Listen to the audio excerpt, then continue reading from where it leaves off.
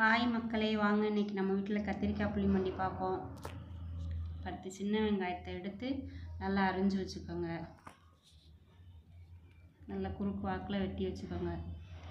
10 பச்சை மிளகா எடுத்து வச்சு, புளி ஒரு கொஞ்சம் பெரிய சைஸு எடுத்து வச்சுக்கோங்க மண்டிக்கு, அதே நல்லாயிருக்கும்.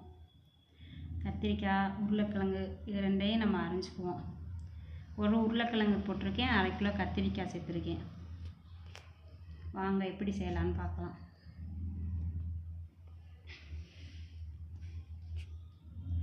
எண்ணெய் ஊற்றிக்கோங்க. கடலெண்ணெய், நல்லெண்ணெய் ரெண்டுமே நல்லாயிருக்கும், நல்லா வாசமாக இருக்கும் மண்டிக்கு.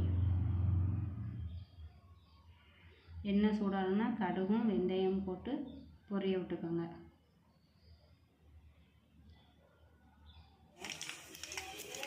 இடித்து வச்சு கொஞ்சம் கருவேப்பிலை சேர்த்துட்டு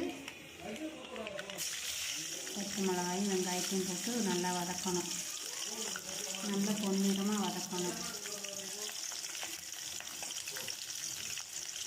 நல்லா வதக்கிட்டு உப்பு கொஞ்சம் சேர்த்து வதக்கணும். சீக்கிரம் வதங்கிடும்.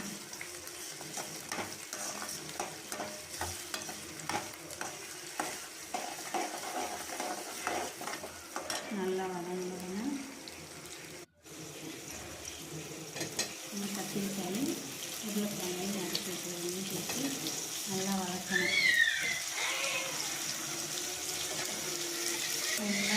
கத்திரிக்காய் நல்லா வதங்கி நல்லா டேஸ்ட் கிடைக்கும்.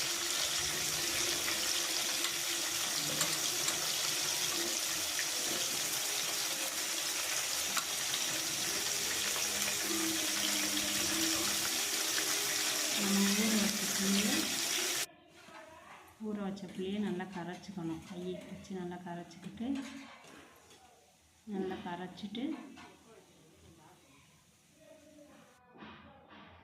நம்ம வதங்கிடுச்சு பாருங்கள். கத்திரிக்காய் இந்த மாதிரி நல்லா வதங்கின உடனே நம்ம அந்த புளி கரைசலை ஊற்றி விடணும். இல்லை நல்லா சேர்த்து ஊற்றி விட்டு ஒரு கிண்டி மூடி வைக்கணும். நல்லா கிண்டி விடணும். கிண்டிட்டு நல்லா மூடி வச்சுட்டு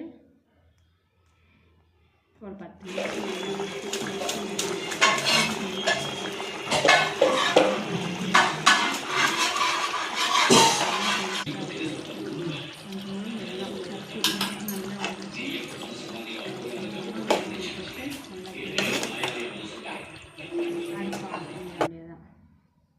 ஃபைனலாக நல்லா இருக்குது பாருங்கள்.